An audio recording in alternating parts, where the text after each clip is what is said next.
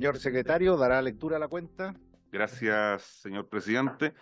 Hemos recibido un oficio de la Unidad de Participación Ciudadana de la Cámara de Diputados, dependiente de la Oficina de Informaciones, mediante el cual informa que se ha publicado en la plataforma digital del Congreso Virtual del Congreso Nacional el proyecto de ley que modifica el Código Aeronáutico para agregar un reembolso especial para la devolución de pasajes aéreos dentro del plazo que indica. La idea de esto, señor presidente, es que este proyecto estará al menos publicado hasta el 29 de enero y el público, la ciudadanía en general, puede votar y opinar acerca de este proyecto y formular consultas. Y estas son respondidas por la Oficina de Informaciones. Además, señor presidente, hemos recibido un proyecto, iniciado en moción de los diputados señores Calisto, Manucheri, Mellado, Don Cosme, Pino, Zafirio y Undurraga, Don Alberto, y de la diputada señora Olivera, Pérez, doña Joana, Pérez, doña Marlene y Romero, doña Natalia, que modifica el Código Aeronáutico para establecer mayores indemnizaciones por cancelación o retraso imputable a las empresas de transporte aéreo. Y finalmente, señor presidente, un permiso por motivos particulares sin goce de dieta del diputado señor Joaquín Lavín. Eso es todo, señor presidente. Ok, se ofrece la palabra sobre la cuenta. ¿Varios? Sí, diputado Calix. Sí, presidente, sobre la cuenta y también sobre varios. A propósito de lo que informa el señor secretario, nosotros efectivamente se dio en cuenta un proyecto de autoría nuestra, de varios parlamentarios, entre ellos del diputado Pino y quien habla, en la sala de la Cámara de Diputados del boletín 16.532-03, respecto a la modificación del Código Aeronáutico. Nosotros queremos pedir que se pueda refundir las mociones con propuesta del diputado Manucheri, que va en la misma línea, el boletín 15.994-03, con también el proyecto boletín 15.964-03 del diputado Gonzalo La Carrera. Em, para nosotros, presidente, estos proyectos buscan efectivamente entregar compensaciones a usuarios de pasaje aéreo que hayan sido objeto de cancelación o retraso de sus vuelos. Em, lo que nosotros planteamos justamente es que se pueda refundir para que podamos abordarlo de manera integral los tres boletines. Si les parece a la comisión. Secretario. Gracias, señor presidente. Si me permite, esa solicitud ya fue formulada en su oportunidad por don Gonzalo y el señor Manucheri manifestó su opinión en contrario. Además, en este momento no tenemos el quórum para adoptar ese acuerdo, de tal manera que hay que esperar ¿Está tener el quórum. 4-7? Sí. Ah. Y además consultarlo también con el señor Manucheri, porque el mandato, además del reglamento, es consultarlo con sus autores. Ya. Pero no opta a Pero que puedan funcionar otros pero proyectos. habría ya acuerdo para fusionar dos, por lo menos. Y eventualmente tres. Por eso, si llega Manuchelli le Es que preguntamos por que eso. responden a la misma materia, entonces podríamos plantearlo cuando llegue el diputado Manucheri. ¿Manucheri estuviera en contra, se vota? ¿Se divide o no se puede? Secretario. Sí, se vota. Se vota. Se vota. Perfecto. Necesitamos 7, falta uno. Nos falta uno. Bien. Pero continuamos.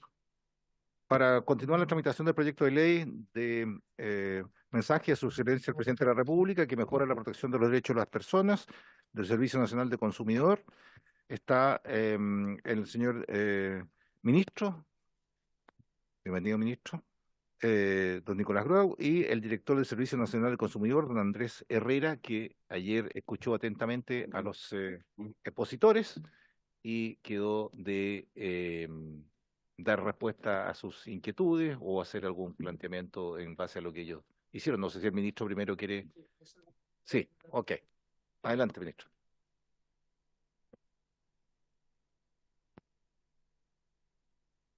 Bueno, muchas gracias, presidente.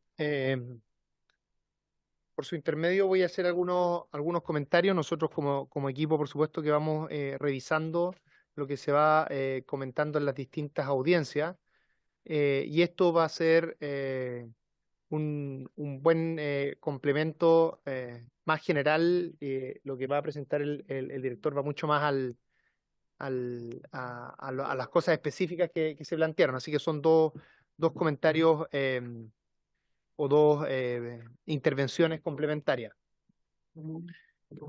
Lo primero que diría es que a juicio del Ejecutivo, el proyecto es consistente con la Constitución vigente, por distintas razones. Primero, porque la posibilidad de que la administración imponga sanciones administrativas es algo muy normal o natural en nuestro derecho. Hay un conjunto de instituciones de naturaleza similar que ya lo hacen. A su vez, nosotros tenemos, si se quiere, la suerte de haber podido revisar de tener como antecedente para la elaboración de este proyecto de ley la resolución del Tribunal Constitucional en el año 2018. Por lo tanto, nos podemos hacer cargo de esos argumentos y nuestro diseño consideró de buena forma esa sentencia. Es más, nosotros más adelante vamos a presentar informes de distintos abogados muy conocidos y respetados en la materia, que algunos de ellos tuvieron una postura favorable a el fallo del Tribunal Constitucional en su minuto y que tienen la visión de que efectivamente este proyecto CERNAC te protege, no contraviene la Constitución y por lo mismo no contraviene el fallo o esta resolución que realizó el tribunal en su minuto.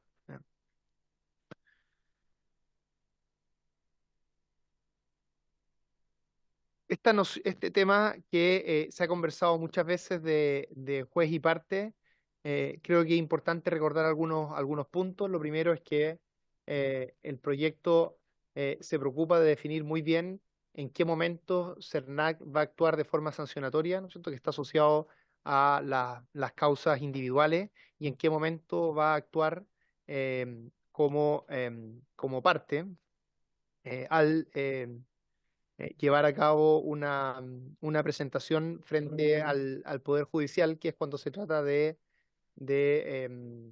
causas colectivas, ¿no es cierto? Las causas colectivas están bien definidas en el quehacer del CERNAC, y además se define una serie de pasos que hemos comentado más de una vez en esta comisión respecto a cómo se van, cómo funciona el procedimiento mediante el cual, en caso que haya partido una causa individual, esto no puede finalmente terminar en una causa colectiva.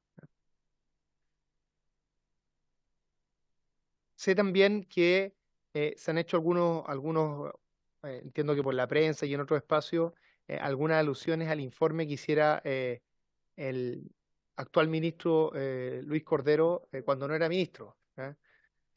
Por supuesto, aquí yo sé que suena un muy buen recurso argumentativo, porque es más allá de lo que se haya dicho en ese minuto, aparece aquello como contradictorio, pero yo diría dos cosas. La primera es que, bueno, son proyectos bastante distintos. Justamente nosotros nos hicimos cargo de las críticas que hizo el Tribunal Constitucional en su minuto, y por supuesto, yo he conversado con el ministro está disponible a venir a conversar a esta comisión. No creo que sea necesario, pero él está muy disponible para aquello. Una cuestión que me gustaría resaltar de las distintas presentaciones que he podido revisar, sus distintos elementos, es que creo que si hay algo que se ha establecido con claridad en cada una de estas exposiciones, es que aunque hay personas que están a favor del proyecto y otras personas están en contra, en general todas han manifestado que el problema existe. Es decir, todas reconocen con distintos matices que tenemos, para ponerlo en términos cuantitativos, 250.000 personas al año que sus solicitudes al CERNAC o sus reclamaciones al CERNAC de carácter individual no son bien resueltas, ¿no? Porque ya sea o no se le responde o la respuesta que se da es insatisfactoria. Y entonces las críticas que ha habido normalmente lo que buscan es entregar soluciones alternativas a la que está proponiendo el Ejecutivo como una forma de solucionar el problema. Yo creo que es un muy buen punto de partida, ¿no? Porque lo que nos permite es ver si las soluciones que están contenidas en este proyecto de ley son mejores o peores que las soluciones alternativas que se han planteado, ¿ya? Entonces creo que eso, por ejemplo, esto lo va a desarrollar de manera mucho más extensa el director, por lo tanto lo voy a decir solo de manera bien general, ¿ya? Pero algunos de los planteamientos que se han hecho es, bueno, Estos problemas actualmente, estos 250.000 reclamos no se resuelven porque se le exige a las personas que ellas tengan que ir al juzgado de policía local. Entonces se dice, ¿por qué no? Lo que hacemos es que el CERNAC representa a las personas en el juzgado de policía local. Entonces el CERNAC, en el fondo, se hace en las causas individuales algo similar a lo que se ha hecho en las causas colectivas. Esa sería esa propuesta. Sí. Muchas gracias, presidente, por su intermedio. Saludos a los colegas, al ministro, a la subsecretaria. En la sesión pasada, si mal no recuerdo, parece que el mismo director lo dijo, y lo conversamos con la subsecretaria, que es un 3% de la gente que reclama llega al de policía local. Entonces, a mí, por lo menos lo que yo he planteado en las comisiones, y usted también lo mencionó recién, yo creo que lo importante es ese 30% que tiene respuesta negativa y ese creo que es un 10 o un 11% que no se responde, abocarnos como a ese 40% y mejorarlo. Eso me imagino que es lo que están planteando ustedes también. Ya. Gracias, presidente. Y nuestra propuesta justamente se hace cargo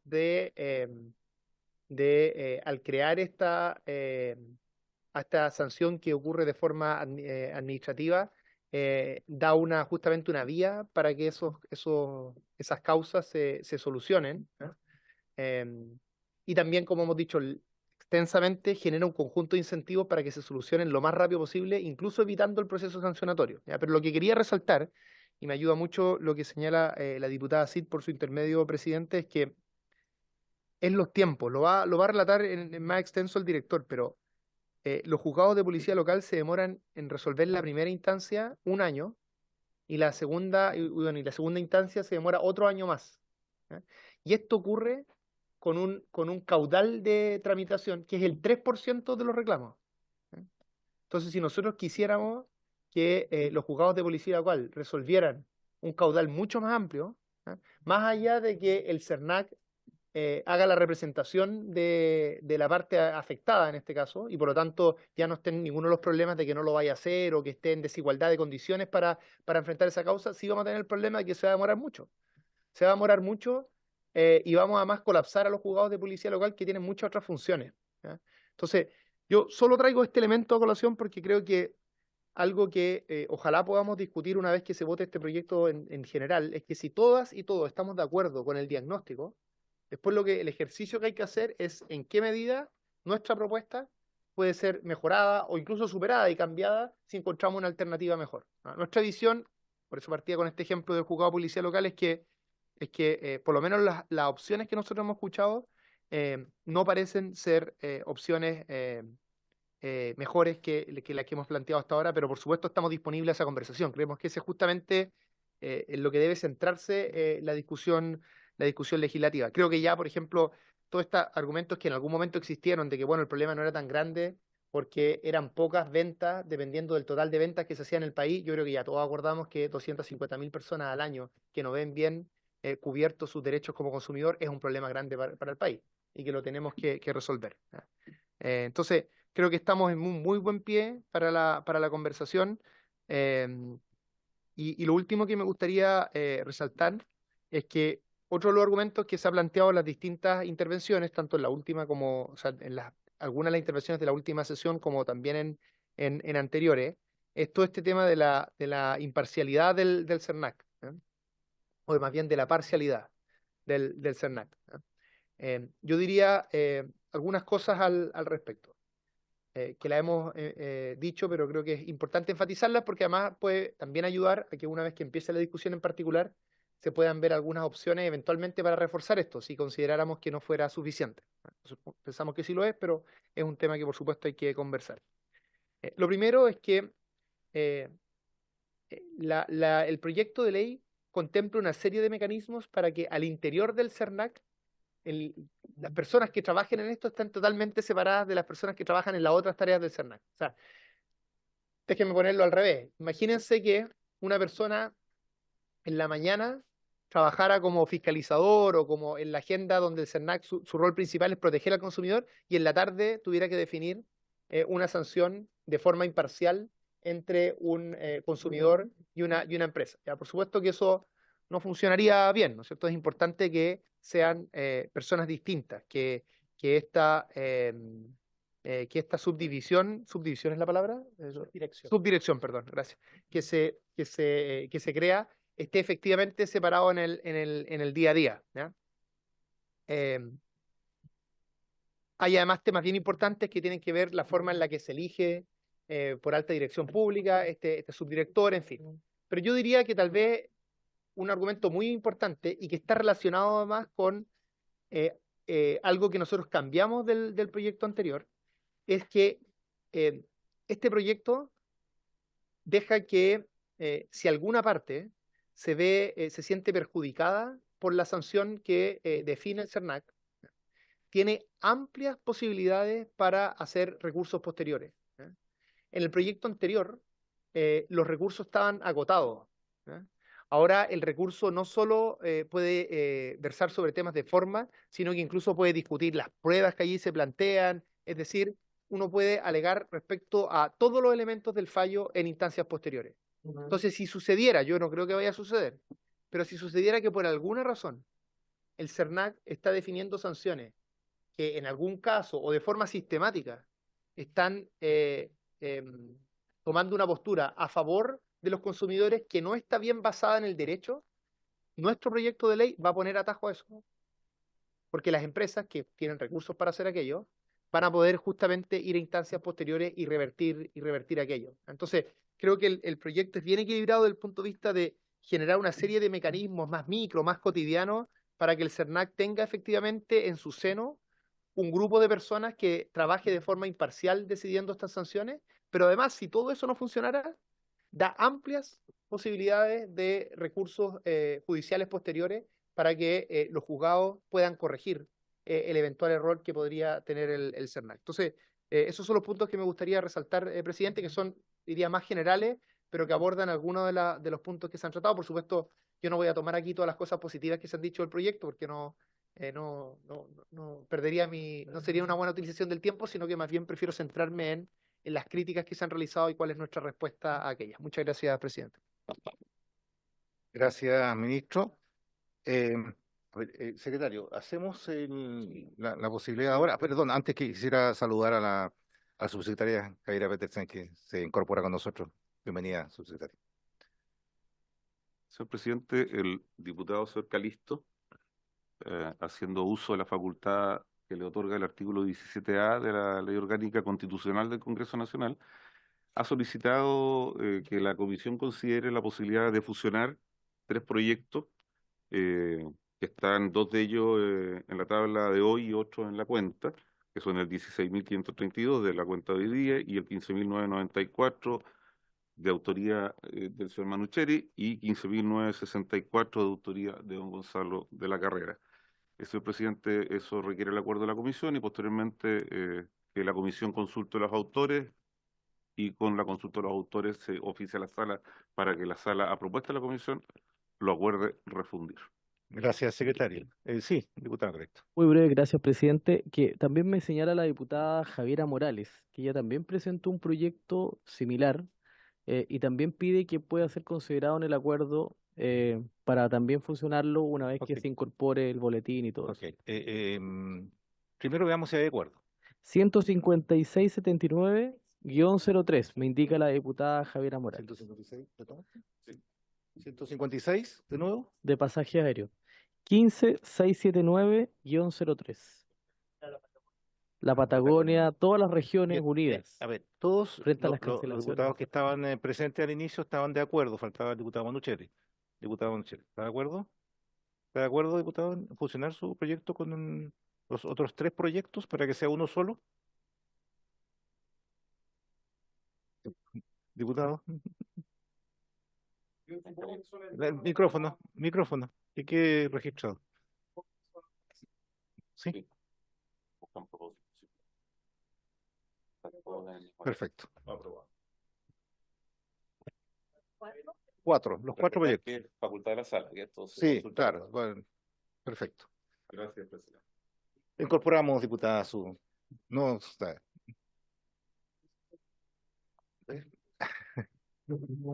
De la derecha a la izquierda unida, aquí está todo completo. Sale de todas maneras. No, pues ya está en tabla. Sí, Vamos, no, en la próxima sesión la vamos a pedir a la sala mañana para que se fusione. Y ahí vuelven, ya. No, y espero que ahora le vamos a pedir al subsecretario, al ministro, a ver si puede colocar la urgencia. Este proyecto está bastante bueno, entre todos va a ser entre cuatro. Presidente. Sí, por favor, Disculpe que ministro. que la atención se vaya en otro sentido, pero efectivamente al fusionarse, al solicitarse la fusión, existe la posibilidad que el destino de los proyectos sea otro, que es que se tramiten en forma conjunta. Y por lo tanto va a haber una exigencia de acuerdo respecto a los invitados, etcétera. Entonces, no creo bueno que se traten hoy día o se presenten hoy día por separado. Mejor esperemos el resultado de la solicitud a la sala para que se vean en conjunto. Perdón, una pregunta. Sí, diputado Lacarra. Solamente para aclarar la duda en el sentido que usted está diciendo. Cuando se fusionan, ¿cada uno presenta por separado para que después se fusionen o cómo se arma cómo No, se mete a la juguera todo esto? No, pero es que a lo mejor atacan distintas cosas. Entonces, la pregunta es cómo se produce técnicamente esto, la fusión. la fusión. Se suman artículos, o sea, se agregan hojas, ¿no? 4 artículos. Se agregan hojas para atrás nomás, ¿no? 4 artículos. Ya. Así es, secretario.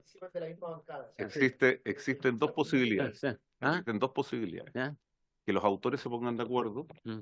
y lleguen a un texto, o lo otro, a partir de la experiencia en la Comisión de Constitución, es que se hagan, como dice el diputado Calisto, se va poniendo uno tras otro en el orden en que fueron presentados y se van aprobando. Entonces,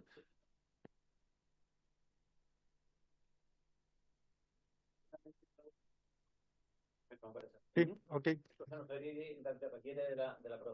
De la sala. Pero por lo menos ya hay una aprobación que vamos a ir a unirlos y pedirlos. La sala no creo que la sala haya Una última pregunta. ¿Por qué, si es un tema que todavía no sale, esta sala tiene que ir a aprobación en sala la fusión? Porque se dan cuenta ya. ya se dio cuenta ya de los proyectos Para que el distintos. proyecto llegue a la comisión tiene que pasar. Tienen que pasar por sala. Sí, no, por eso digo, no creo que haya problema en sala después por aprobar ese proyecto. No creo que haya proyecto, no hay problema en eso. Bien, entonces, subsecretario, ¿quiere algo que decir? ¿No? Bueno, director, suya la palabra.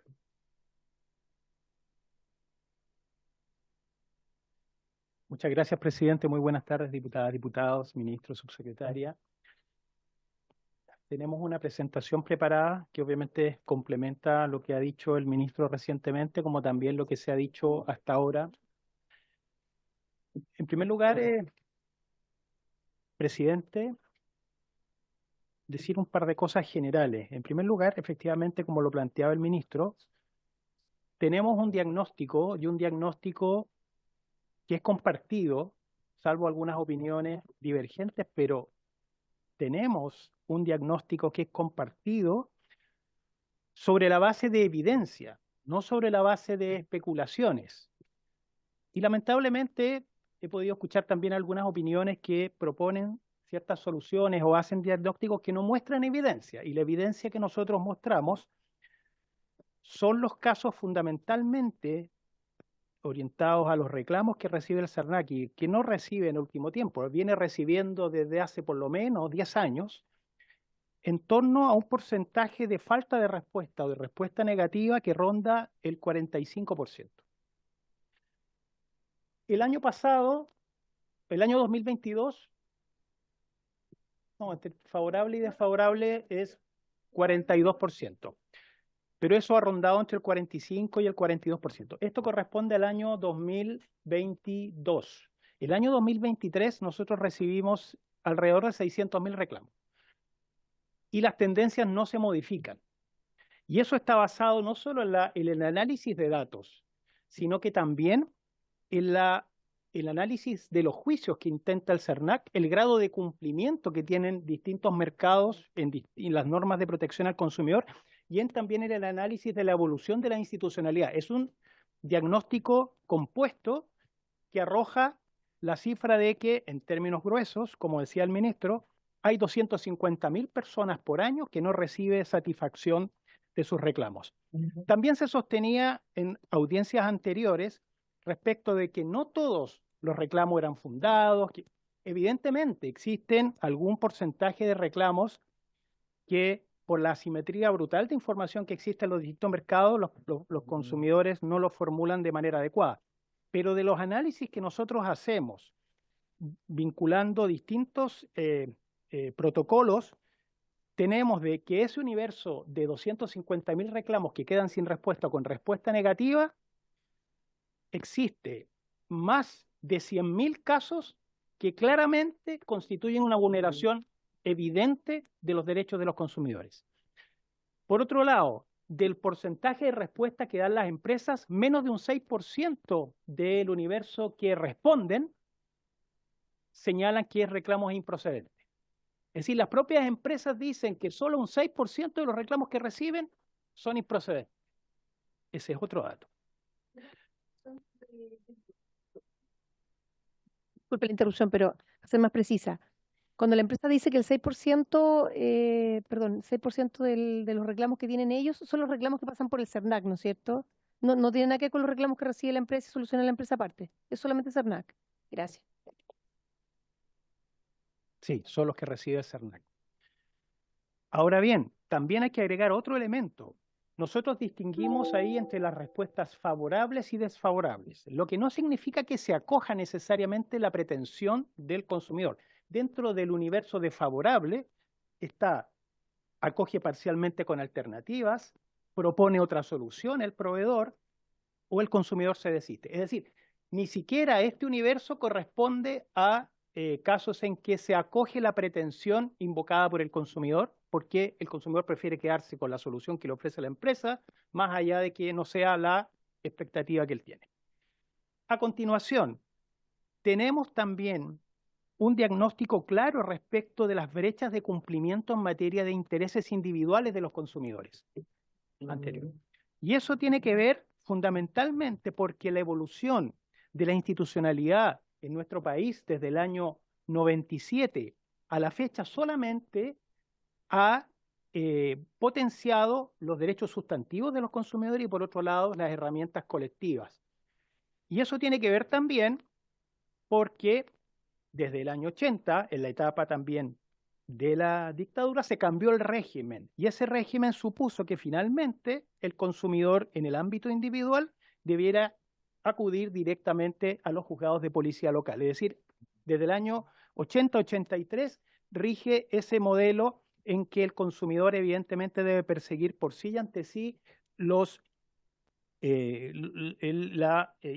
digamos, infracción y las indemnizaciones correspondientes. Por otro lado, la evidencia nuestra, la anterior, muestra que los consumidores recurren a la institucionalidad vigente, esto es, a formular su denuncia y su demanda ante los juzgados de policía local, haciendo una ponderación. Y esa ponderación tiene que ver que si los beneficios esperados superan los costos que yo tengo pensado incurrir, voy a acudir. Y es por eso que eso explica que las personas que realmente sufren un perjuicio importante desde el punto de vista de su afección, de sus intereses individuales, recurren. Es decir, las personas que tienen compromiso de daños por montos cuantiosos es que insisten en recurrir a esta materia. Y aquí podemos dar cifras del punto de vista de que el año 2021 se intentaron juicios individuales en un número de 9.738. Ese es el dato oficial que entrega el Instituto Nacional de Estadísticas respecto de eso. Y tenemos, por otro lado, el universo de 628.000, 630.000 reclamos. Ahora, esta asimetría del modelo actual respecto de recurrir ante los juzgados de policía local para la defensa de los intereses individuales, lo que hace es profundizar la asimetría con los consumidores. Por una parte, el proveedor profesional siempre es asistido por abogados. Sabemos que el consumidor puede acudir personalmente y ese es un problema que los propios jueces de policía local han advertido en relación con la ausencia de representación por parte del consumidor. Pero por otro lado, el proveedor, siendo proveedor profesional, dispone de todos los antecedentes relacionados con la infracción que no necesariamente comparte en el juicio. Y por otro lado, hay una situación que es evidente también y que lo he conversado con distintos jueces de policía local, que tiene que ver con la dispersión de criterios que hace que obviamente se resuelvan de manera a veces contradictoria las mismas problemáticas de consumo sin atender al al interés general de velar por el cumplimiento de las disposiciones generales de los consumidores. Y eso también tiene como correlato la carga de trabajo que tienen los jueces de policía local, que tienen más de 60 materias bajo su competencia. Pero hay un tema también económico detrás, no solo de modelo, sino que esto significa que las personas que deben acudir a los jueces de policía local deben incurrir en costos, por lo menos de notificaciones, de alrededor de 135, 140 mil pesos. Solamente por concepto de notificaciones, sin considerar la asesoría letrada para efectos de defender sus derechos. Y por otro lado, tenemos la referencia que la propia presidenta de la Cámara de Comercio de Santiago dio aquí en esta comisión, que el ticket promedio en el caso del comercio electrónico era inferior a 50 mil pesos. ¿Cuál es el incentivo que tiene un consumidor que debe enfrentarse a un proveedor profesional con abogados especialistas en la materia, con causas que demoran más de un año, para recurrir por una garantía no cumplida, para efectos de solicitar la devolución de un derecho de retracto no reconocido? No es ninguna. ¿Y por qué? Porque es necesario también decir, presidente, que este modelo de los juzgados de policía local acomoda muy bien a los proveedores. ¿Y por qué les acomoda? No solo por los costos y la profundización de esas asimetrías, sino porque también, finalmente, los proveedores en un juicio de esas características tienen el control total y absoluto respecto de, el curso de ese juicio, lo que hace que solamente los casos que vean expuesta su responsabilidad de manera más o menos clara lleguen a ciertos acuerdos en la etapa inicial de conciliación. Por lo tanto, esto es un verdadero peregrinaje judicial para los consumidores que, hay que decirlo también, presidente, tiene que ver con una visión por parte, en este caso, de la judicatura local, solamente de la problemática específica que se le plantea. Pero existe un interés general, evidentemente público, comprometido en la observancia del cumplimiento de la ley a nivel de los intereses individuales. Y es por eso que también se propone la facultad sancionatoria, toda vez que los costos de transacción para los consumidores de acudir ante el CERNAC en un procedimiento sancionatorio son sustancialmente más bajas y más eficaces, como también lo diremos. Desde el punto de vista de la tramitación de los tiempos, en primera instancia, de acuerdo a los promedios que nosotros hemos podido levantar, son alrededor de un año, 337 días corridos de tramitación. Y en segunda instancia, probablemente nos quedamos cortos con esa cifra, 334 días en promedio, pero sabemos que en la Corte de Apelaciones de Santiago, sobre todo en la jurisdicción de Santiago, esos tiempos son extremadamente más largos. Por lo tanto, lo que se ha venido en decir también en que esta propuesta, en el sentido de implementar un modelo ya en que se privilegie el interés público comprometido a través del procedimiento sancionatorio, procedimiento reglado, que tiene una serie de etapas y garantías para los proveedores, resulta más, digamos, es posible de mantener ese sistema, porque este sistema sería un desgaste de recursos. Yo le quiero comentar, señor presidente, que de acuerdo a los antecedentes que nosotros tenemos, considerando los juicios que intenta el CERNAC anualmente, el costo aproximado por cada juicio de interés general que realiza el CERNAC ronda el $1.000.000. Si consideramos la remuneración asociada a todos los abogados involucrados, todo lo que tiene que ver con los juicios, que son aproximadamente 1.000 juicios de interés general, que son no los intereses individuales de los consumidores, sino que cuando se compromete el interés general de los consumidores, pero la tramitación es más o menos la misma. Y por lo tanto, el costo, si uno ve el informe presupuestario y las expectativas que se tienen de resolver un gran volumen de casos individuales, indudablemente esos costos sustancialmente más bajos, incluso desde el punto de vista no solo del modelo, que resulta más eficaz, sino que desde el punto de vista de los costos también es más económico.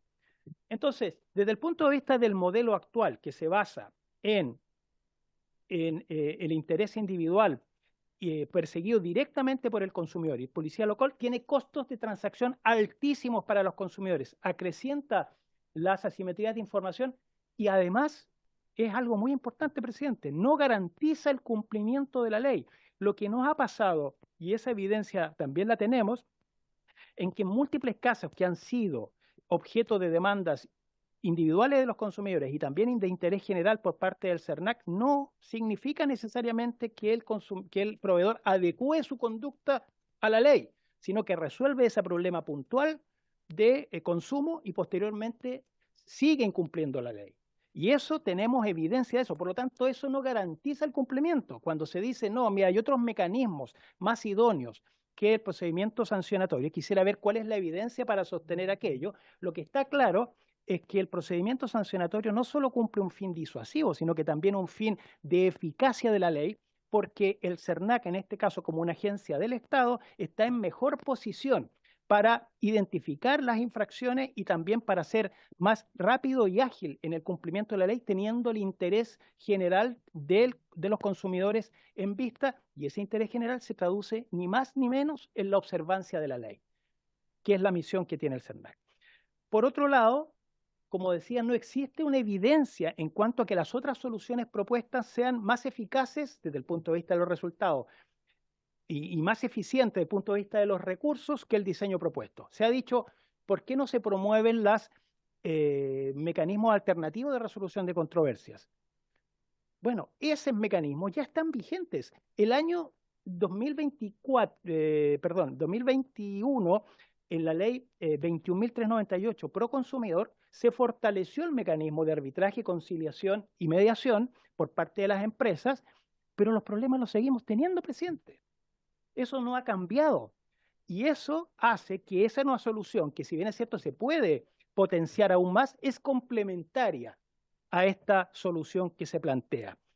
Por otro lado, también se sostuvo que había un mal diseño de la política pública y se pusieron ejemplos respecto de otras políticas públicas que han fracasado. Por supuesto que pueden haber algunas políticas públicas que no hayan cumplido la finalidad prevista, pero eso no significa, por cierto, que esta sea una política pública que no tenga evidencia para su justificación, ni se sigue de eso que esta política, por cierto, vaya a fracasar. Esas son tampoco ideas que tengan una evidencia sobre esa materia. Y por otro lado, este diseño del proyecto permite, insisto, recoger los mecanismos alternativos de solución de controversias para efectos también de generar un estándar de solución mayor a los consumidores. Lo que sí, presidente, en ese ámbito habría que entonces saber cuáles son los criterios conforme a los cuales se van a implementar justicia a través de estos mecanismos alternativos, porque es importante que se garanticen, por supuesto, los derechos de los consumidores al momento de ofrecer estas soluciones. Por otro lado, presidente, es importante decir lo siguiente. Se habla del porcentaje de casos que llegan a policía local, de los casos que no son resueltos. Lo cierto es que este modelo viene en atender fundamentalmente aquellos casos que no son resueltos por las empresas, en primer lugar, y que deben hacerlo. Por otro lado, aquellos que no están en condiciones de poder resolver el CERNAC, porque no tiene facultades. Y por otro lado, que tampoco resuelven ni van a resolver los juzgados de policía local. Porque ¿qué pasa? Ese 3% que hablamos, esos 10.000 consumidores que acuden a los juzgados de policía local porque no solo hay una infracción, sino que también hay indemnizaciones patrimoniales, morales que quieren perseguir, que justifican acudir al juzgado de policía local. Pero entonces hay casos que, como vemos ahí, el 57% de los reclamos corresponden a montos inferiores a 100.000 pesos. Esas personas no van a ir ni con este modelo, ni con cualquiera que se implemente en juzgado de policía local. Ese universo de consumidores queda sin ninguna protección. Y eso es lo que apunta también este modelo para efectos de resolver estos reclamos.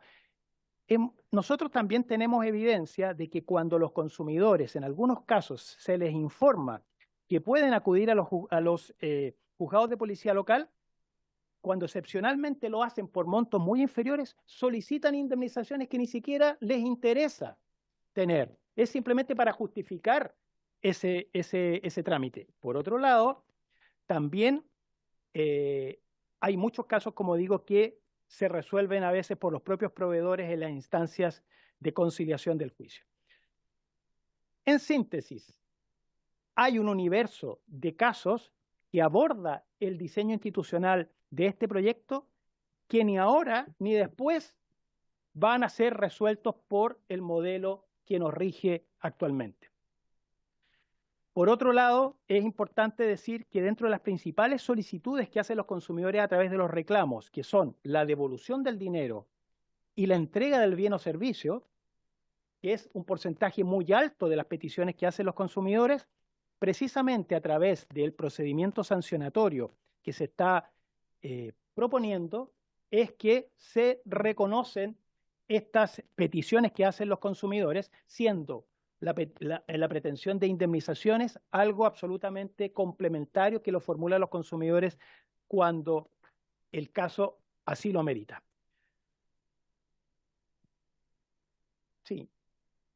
En síntesis, presidente, aquí estamos pasando y transitando de un modelo, podríamos decir, de derecho privado, es decir, en que el consumidor, pura y simplemente, como decía algún profesor en una de las audiencias, se rasca con sus propias uñas ante los juzgados de policía local, sin que tampoco ni el consumidor, por cierto, ni el juzgado de policía local puedan cautelar el interés público comprometido que está detrás en la observancia de la ley, a un sistema de derecho público económico en que el Estado, a través del CERNAC, por supuesto, vela por el cumplimiento de las normas, dotándola de eficacia a las normas de protección al consumidor y, por cierto, garantizando el cumplimiento de la ley en el procedimiento sancionatorio, que es un procedimiento reglado que ofrece todo tipo de garantías a los proveedores con control judicial amplio, también como lo decía el ministro. Por otro lado, este proyecto, por cierto, que también tiene presente el ejercicio coordinado de las distintas facultades que tiene el CERNAC y contempla mecanismos para ejercerlos de esa manera.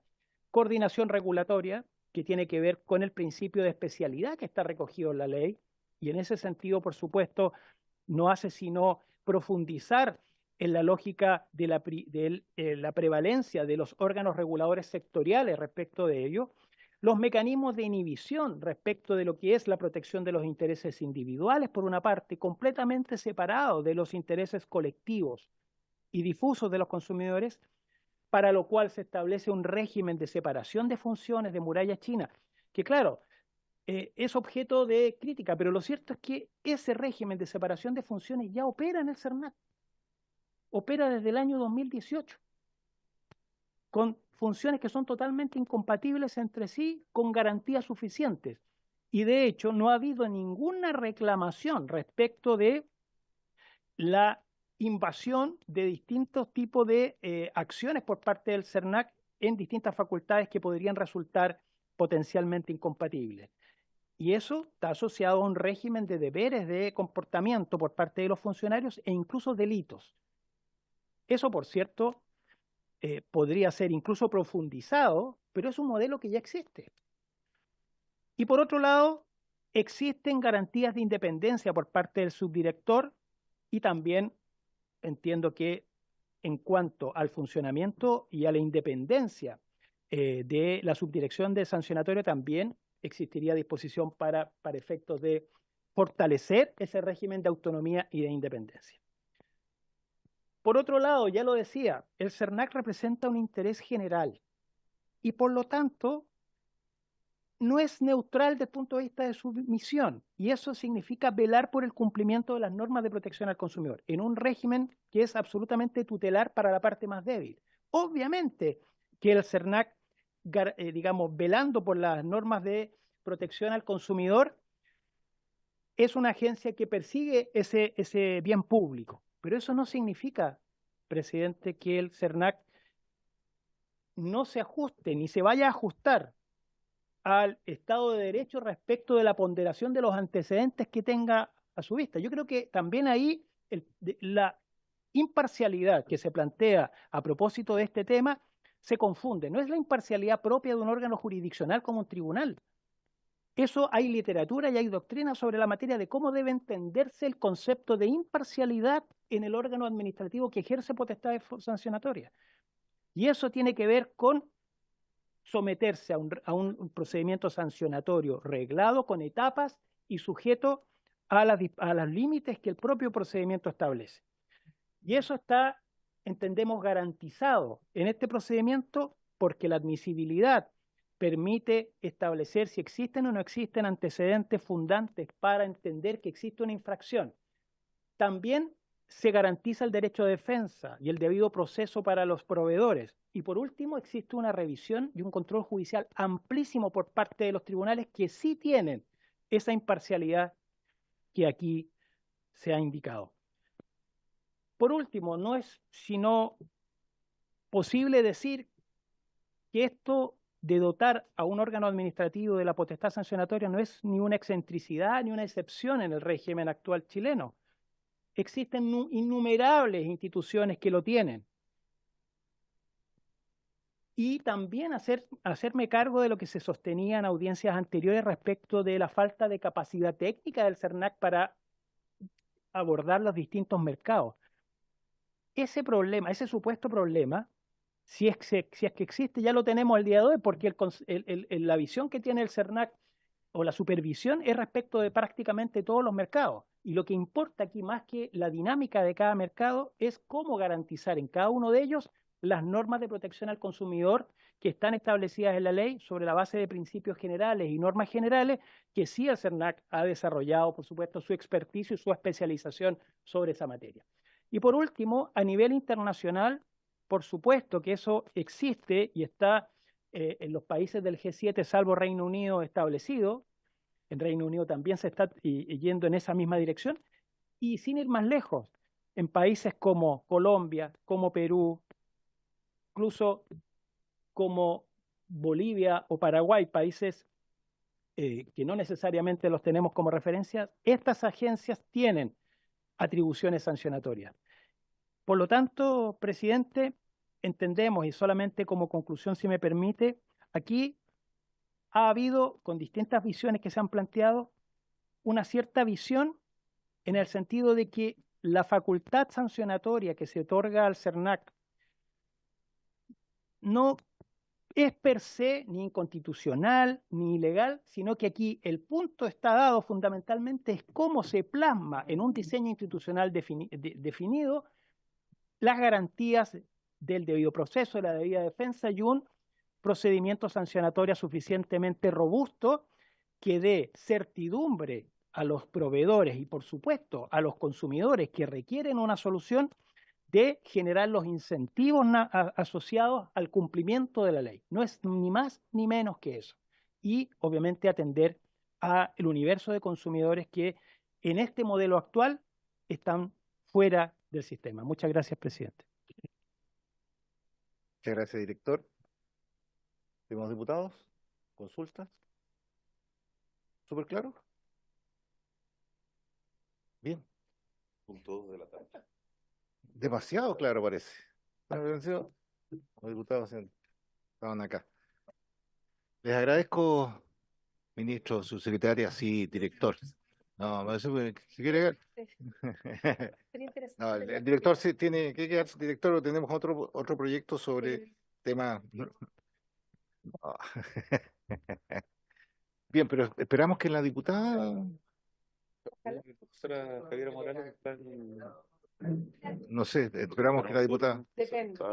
No, ministro, mientras llegan los colegas, Sí. le están preguntando a la subsecretaria el tema de permiso. Vamos a suspender unos minutos hasta que vuelva la diputada.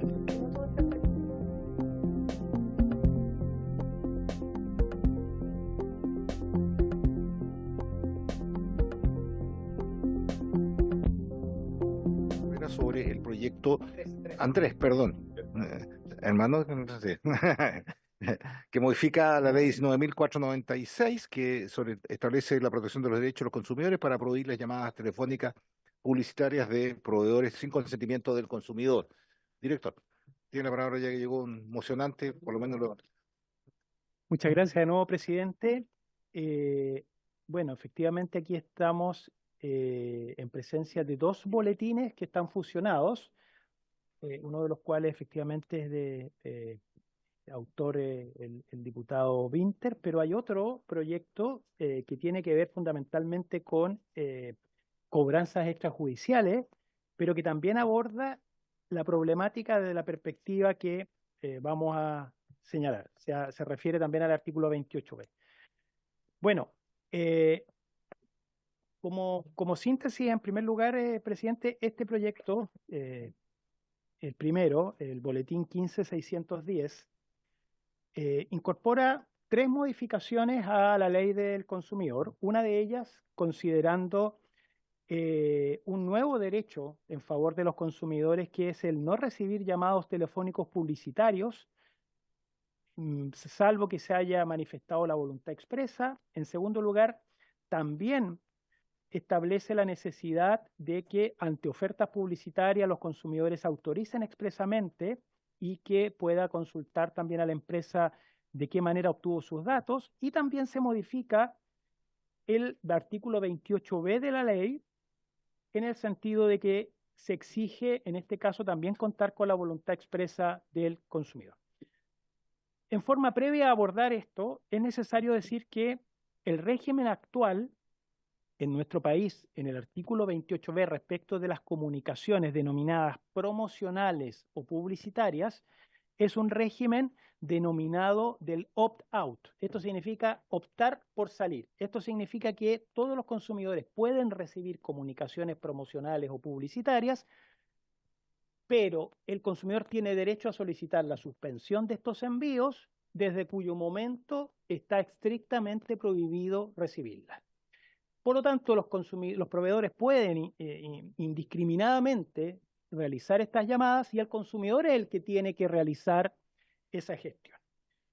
Eso para tenerlo como marco. Desde el punto de vista de los datos de contexto a continuación, es importante decir que, dado que las mociones se refieren a ambas materias, en materia de cobranza extrajudicial hemos recibido alrededor de 30.000 reclamos el año 2023, pero en el caso del no molestar, que es una plataforma que ha dispuesto el CERNAC para efecto de facilitar el derecho a solicitar la suspensión por parte de los consumidores a estas comunicaciones, este año, el año pasado, recibimos 1.261.000 solicitudes, versus la historia anterior, que el máximo fue el año 2022. Esto tiene una explicación, no solo porque obviamente ha explotado ese fenómeno y explotó durante el año 2023, sino porque nosotros en junio del año 2023 nos constituimos una mesa de trabajo con las empresas de telecomunicaciones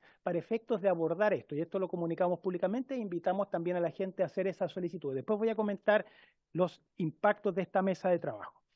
Pero ese es el volumen de solicitudes de no molestar, es decir, hay 1.261.000 solicitudes, que no significa necesariamente 1.260.000 personas. Hay una persona que puede hacer más de una solicitud porque puede bloquear el correo electrónico, su teléfono móvil a través de mensaje de texto o WhatsApp incluso, para no recibir de distintas empresas. Bueno, ese es el volumen, y también recibimos, aparte de esos reclamos, por supuesto, en materia de spam. Ahora, por favor, también como dato de contexto, decir que nosotros,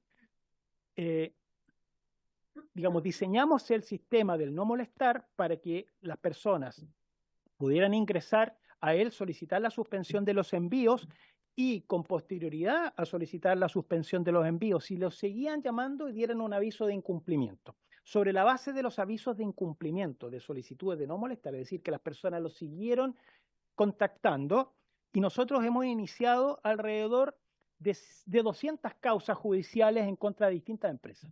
Pues bien, no hemos tenido evidentemente un cambio de conducta del punto de vista de las propias empresas. La mayoría son de telecomunicaciones, pero hay también empresas financieras, empresas del retail, de seguros, que también están demandadas. Y aquí también tenemos un problema de prueba, porque generalmente se tratan de casos en los que se insiste en la comunicación fundamentalmente a través de correo electrónico por escrito, porque cuando se trata de llamadas telefónicas, los consumidores no tienen las evidencias ni las pruebas para efectos de acreditar que han sido llamados una y otra vez, con toda la problemática que significa que no pueden identificar las llamadas, que no se sabe quién las realiza y a veces son llamadas, por supuesto, automatizadas que ni siquiera contestan.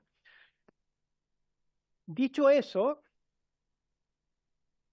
hay que decir lo siguiente. En este caso, se cambia el sistema actualmente vigente, que es el sistema opt-out, por un sistema completamente distinto, que es el opt-in. ¿Qué significa el opt-in? Que se requiere en forma previa al envío de comunicaciones publicitarias o promocionales el consentimiento expreso del consumidor. Eso hace que evidentemente se cambie la lógica de funcionamiento del sistema y nosotros, como CERNAC, respecto del cambio de modelo, valoramos este proyecto y en general estamos de acuerdo con él. Y es necesario tener este antecedente. En la Comunidad Europea, pero particularmente en España, hubo un cambio, un régimen de sistema cuando se hizo la transposición en la normativa interna española de las directivas europeas, cambió el sistema efectivamente del opt-out al opt-in, es decir, el mismo sistema que se está proponiendo acá. Y esto empezó a regir particularmente en junio de este año en España, pero ahí también hay que tener presente que hay una armonización entre las normas de telecomunicaciones en general, de comunicaciones electrónicas, con el régimen de protección de datos personales de los consumidores. Y ahí sabemos que el proyecto que se está tramitando también en este Congreso, que está en tercer trámite constitucional, establece una serie de estándares que son bastante superiores a los que tenemos actualmente, y en ese sentido ahí habría que tener presente lo que allí se establece. Ahora bien, en esta materia es importante decir que el proyecto en cuestión, estando nosotros de acuerdo en cambiar el régimen de un modelo de opt-out a opt-in, tiene algunas observaciones que es importante decir. Primero, el artículo que se propone, la letra G del artículo 3º, que se establece como un nuevo derecho de no recibir llamadas telefónicas publicitarias, primero se refiere solamente a las llamadas telefónicas y eso hace que todos los demás puntos de modalidades de contacto, correo electrónico, mensajería, quedarían regidas por el régimen opt-out. Y eso es lo que de alguna manera se viene a complementar con la modificación del artículo 28b, que habla también de correos electrónicos, llamados telefónicos o mensajerías de texto. De todas maneras, el proyecto hace referencia a un consentimiento expreso por parte del consumidor. Nosotros consideramos importante también que se tenga a la vista por lo menos la regulación actual del artículo 4 de la Ley de Protección de Datos Personales, en el sentido de que no solo basta el consentimiento expreso, sino que tiene que ser un consentimiento informado desde el punto de vista de la finalidad, tiene que ser brindado por escrito y al mismo tiempo tiene que ser susceptible de revocación. Es decir, armonizar la propuesta que se hace aquí con el artículo 4 de la Ley de Protección de Datos Generales. Y obviamente hay otro problema que está aquí y que podemos plantear para una discusión en particular, que tiene que ver con qué se entiende por llamados telefónicos publicitarias u ofertas publicitarias. Lo planteo porque la regulación actual del artículo 28b habla de comunicaciones promocionales o publicitarias. La publicidad está definida en la ley, las ofertas y promociones están definidas en la ley. Y obviamente es probable que lo que se pretenda atacar también son las modalidades de televentas o telemarketing hechos a través de los medios más invasivos, que son las comunicaciones telefónicas. Primero, en materia de llamadas telefónicas, pudiera utilizarse también la nomenclatura propia ahora del Reglamento de Servicios de Telecomunicaciones, que habla de servicios de voz, servicios públicos de voz, que es más amplio que llamadas telefónicas. Y en segundo lugar, definir o entender a qué nos referimos con publicidad, comunicaciones publicitarias, que uno podría decir que debería anclarse a la definición de la ley, que dice que es cualquier mecanismo de difusión pública para informar o motivar al consumidor a contratar, pero no es lo que precisamente se hace cuando se llama. Digamos, no es que se motiva a contratar, sino que se le hace una oferta concreta o se le informa de promociones que no necesariamente son difundidas públicamente, sino que son dirigidas a ese consumidor en particular. Podría exceder del concepto de publicidad, y lo mismo respecto de lo que tiene que ver con oferta publicitaria que se usa en el artículo 12D. Y por cierto, también cuando se habla en el artículo 12D de la necesidad de que la empresa informe de qué manera obtuvo sus datos, evidentemente ahí tiene que cumplir con las fuentes de legitimidad de la obtención de esos datos, y eso está perfectamente bien. Simplemente habría que armonizarlo bien desde el punto de vista de la normativa de protección de datos personales. Bueno, también ahí hay un tema desde el punto de vista de la forma, antes de involucrarme en esos temas en particular, de la forma en que se debe garantizar con un cambio de modelo en cuanto a el consentimiento expreso y escrito que debe dar el consumidor. ¿De qué manera las empresas van a garantizar que se ha recabado el consentimiento expreso por parte del consumidor? Eso considerando que hay muchas de estas llamadas que se hacen por vías automatizadas. Entonces ahí podemos tener un problema de prueba de qué manera las empresas van a generar la solicitud de consentimiento y qué estándar deben cumplir para informar al consumidor para la finalidad para el cual está recabando ese consentimiento. Ese consentimiento tiene que ser específico y por lo tanto hay una serie de estándares que deben cumplirse sobre la materia. Bueno, ahí también respecto de las multas, decir que se plantea una multa de 1.500 unidades tributarias, decir que el régimen que fue modificado el año 2017 y 2018 en materia de multas va desde la multa residual en la ley del consumidor de 300 unidades tributarias de hasta 2.250. Por lo tanto, quedaría en un rango bastante alto. Sin embargo, la pregunta que uno podría hacerse es que uno podría decir si por cada consentimiento que se omite por parte de la empresa se aplicaría eventualmente esa multa. Eso desde el punto de vista general. Nosotros tenemos también información sobre legislación comparada, que efectivamente todo se está transitando hacia el sistema del opt-in, con ciertos regímenes aplicables. Ahí tenemos información sobre Inglaterra, Alemania, Francia, etcétera, también en otras partes del mundo. Pero también han tenido algunos problemas también para parar esta problemática. Respecto del otro proyecto, presidente, y de manera bien sintética, decir que lo que hace es de alguna manera vincular el régimen de lo que tiene que ver con las comunicaciones promocionales y publicitarias a la cobranza extrajudicial. Y hay que decir ahí que la cobranza extrajudicial y todas las comunicaciones, las llamadas telefónicas, las visitas de cobranza extrajudicial tienen un régimen extremadamente regulado en la ley. Y lo que se hace es extender los principios conforme a los cuales se debe hacer la cobranza extrajudicial a las comunicaciones promocionales y publicitarias. Por lo tanto, lo primero que hace es mantener el sistema opt-out, a diferencia del primer proyecto que cambia el régimen. Y en segundo lugar, lo que deberíamos plantear es que hay un conjunto de materias que están reguladas en el artículo 37 de la ley, que son propias de la cobranza extrajudicial y que no está claro necesariamente que deban ser aplicables a las comunicaciones promocionales. Por ejemplo, lo que dice el artículo 37 es que, por ejemplo, las llamadas de cobranza no se pueden hacer más de 2 a la semana.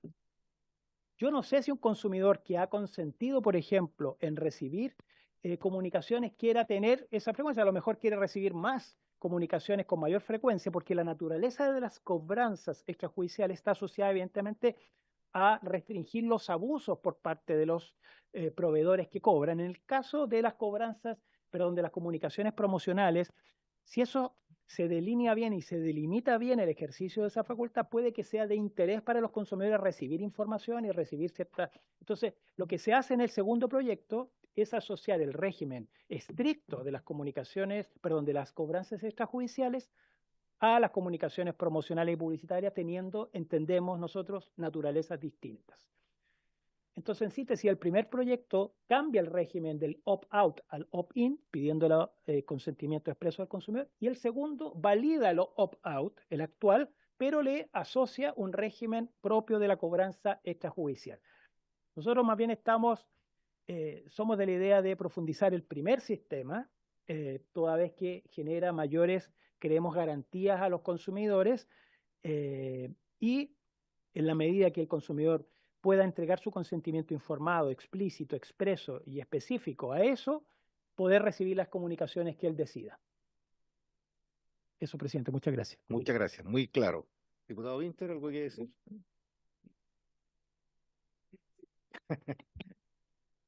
Sí, yo primero quería mencionar que efectivamente veo que son dos proyectos distintos. No tengo problema con que se tramiten juntos, no me opuse a la fusión, etcétera, pero le adelanto a la comisión que se les va a generar un problema porque son dos discusiones distintas con argumentos distintos. De hecho, no me extrañaría que haya un parlamentario que le guste uno y no el otro y viceversa, porque no se tratan de lo mismo, independientemente de que modifican la misma ley. En segundo lugar, quisiera hacer un reconocimiento de una cierta torpeza del legislador frente al CERNAC, porque el Congreso sacó una ley que regula este asunto y que mandata al CERNAC a crear un régimen, como es opt-out, y el CERNAC ha hecho un trabajo bastante importante en los últimos años para crear la infraestructura para que esto funcione, y ahora yo creo que como legislador muy pronto nos vamos a dar cuenta que en realidad nunca debimos dar esa instrucción, porque en realidad no tiene mucho sentido que nuestros teléfonos estén a disposición de las empresas como principio. Yo tiendo a estar de acuerdo con las observaciones que hace el CERNAC. Em, Creo que es importante destacar el tema internacional, que sobre todo en España se ha avanzado, y que eso además para algunas empresas que operan acá, de hecho van a tener que ajustarse porque en sus casas matrices se ven obligados. De hecho, y esto es una infidencia, pero yo he conversado con algunas empresas que quedarían limitadas por esta ley y están de acuerdo. Pues uno dice, ¿cómo puede estar de acuerdo si esto lo limita a usted? Dicen, claro, pero en la medida en que me limite a mí y a todos mis competidores por igual, yo estaría encantado. Si aquí la que partió fue una y el resto se tuvo que arrastrar. O sea, se vio arrastrada, perdón. Tengo la duda, solamente para dejarlo planteado, si es necesario poner expresamente que esto queda prohibido o solamente poner la consecuencia que recibiría quien realiza la acción. En general, en el derecho penal no es necesario. De hecho, en nuestro Código Penal, si no me equivoco, no dice que está prohibido el homicidio. Simplemente dice que recibirá la pena de la persona en quien incurra en esto. Pero yo creo que eso puede ser relevante para efectos de que se entienda el espíritu de la ley. ¿Qué me pasa con la multa? Y aquí hago la pregunta. Yo sé que la multa quedó más alta que baja, por decirlo de alguna forma. Pero lo relevante para mí es que en ningún caso pueda salir a cuenta pagar la multa y seguir haciéndolo. Entonces nosotros necesitamos cierta información para poder establecer la multa. Y además quiero recoger eso de precisar cuándo procede la multa, si es por cada llamado, etcétera, por cada correo electrónico, etcétera. Pero nosotros necesitamos tener cierta comprensión tecnológica de cómo funcionan estos aparatos. Porque hoy día no es un operador que pesca el teléfono y llama, sino que es una máquina que puede llamar a muchísima gente a la vez, ¿cierto? De hecho, muchas de las quejas que nosotros recibimos es que la gente dice que hace algún tiempo, no mucho, volvieron las llamadas en que el interlocutor por otro lado se queda callado. ¿Por qué pasa eso? Porque una misma máquina aprieta un botón, llama a 1000 personas y el operador humano que tienen solo le contesta al primero que recibe la llamada y al resto los dejan esperando hasta que ya definitivamente saben que no lo van a poder pescar. Entonces tienen a 1000 personas que esperan 3, 4, 5 segundos. Eh, ¿Qué pasa? Que yo necesito saber antes de establecer la multa si es que esa máquina da para 100, da para 1000, da para 2000, porque entonces podría salir a cuenta violar esta ley, po, que las 1500 UTM sean poco. Y por último, quisiera preguntarle al director del CERNAC cómo ve el tema de las bases de datos, que a mí es algo que me preocupa muchísimo, porque este proyecto en realidad tiene dos objetivos. El primero es eliminar esta práctica de las llamadas de los correos electrónicos spam, pero también yo quiero poner el acento y comenzar una discusión legislativa en torno al tráfico de bases de datos, que sabemos que existen, pero es un tema que está muy opaco y que se ha discutido poco, y yo creo que este proyecto puede hacerse cargo. Gracias. Presidente, ¿puedo poner un ejemplo de algo que es relevante sobre el tráfico de bases de datos? Las campañas políticas lo ocupan, se venden bases de datos de las distintas comunas, y además, los reclamos que nosotros hemos recibido es que las llamadas de spam saben muchas veces, no siempre, pero muchas veces saben información de la persona. Es decir, yo separaría este tipo de llamados en dos. Los que son al voleo, pesca de arrastre, ¿cierto? Que son en general las de las empresas telefónicas, que es para contratar un celular. Pero también hay otras que resulta que al adulto mayor le ofrecen, qué sé yo, un seguro contra el cáncer, eh, y a la persona que acaba de tener un hijo le ofrecen una promoción de pañales. ¿Ya? Entonces, hay un tráfico de bases de datos en donde se tiene información, que es una cuestión que tiene que, que ponerse el acento. ¿Algún otro diputado? ¿Algún comentario? Ministro.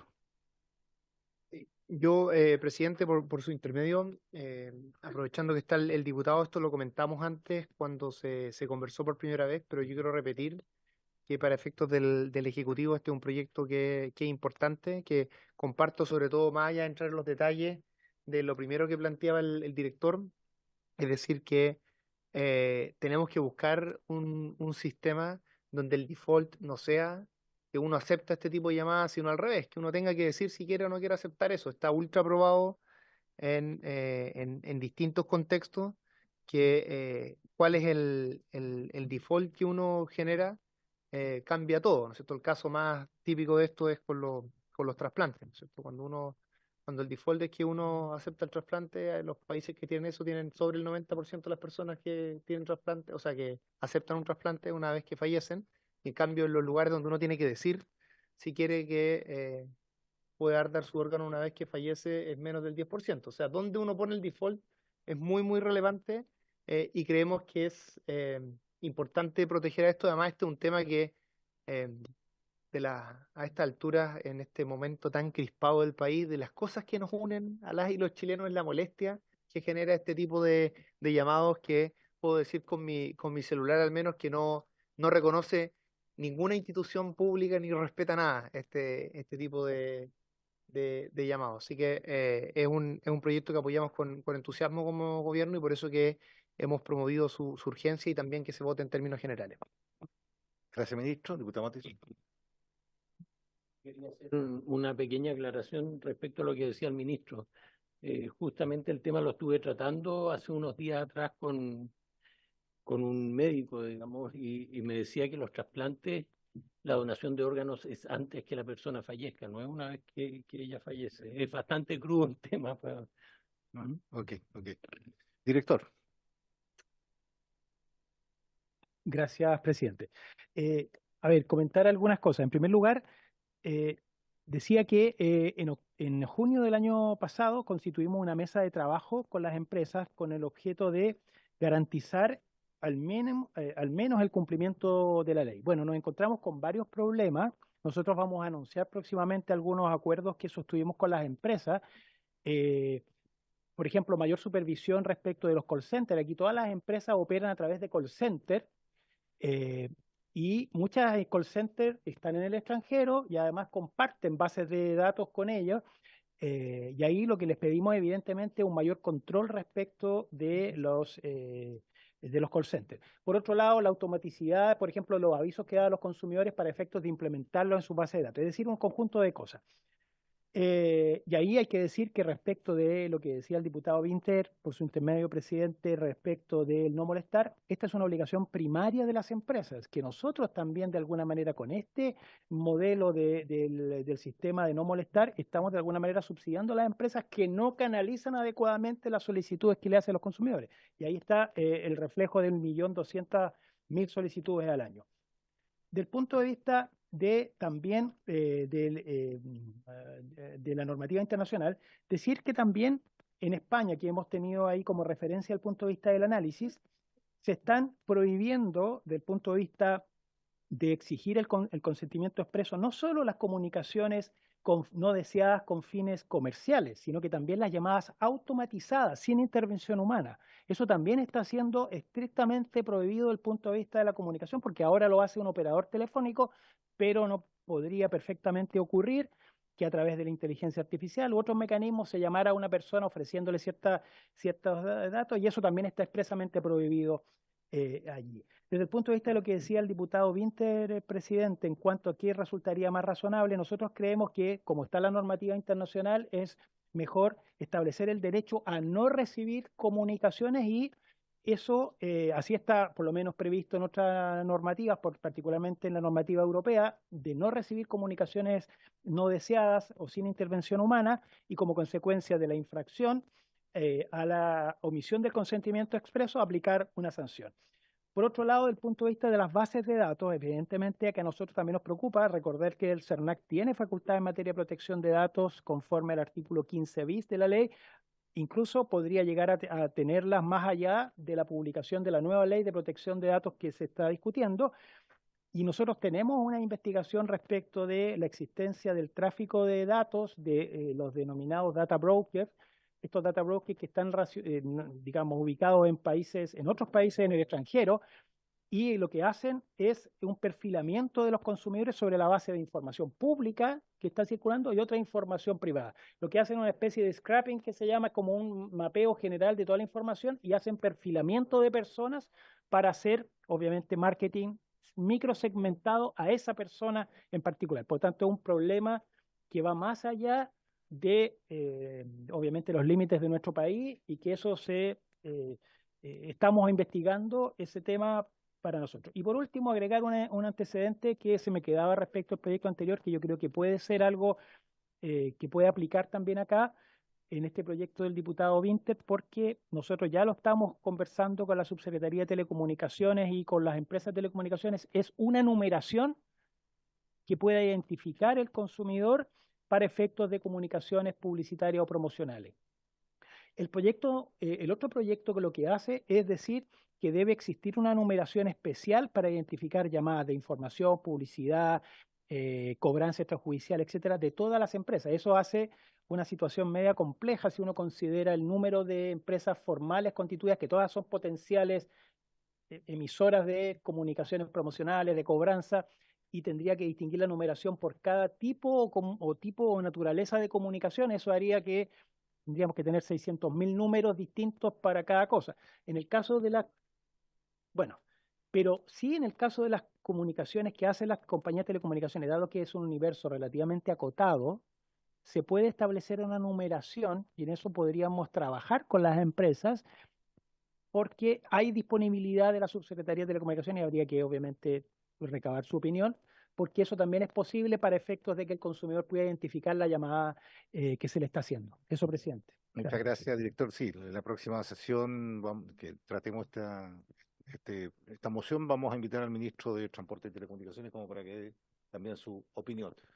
No se preocupe, sí, hay que escucharlo también, ¿eh? Para ver lo que dice el director de CERNAC. Bien, ¿alguna diputada? Sí.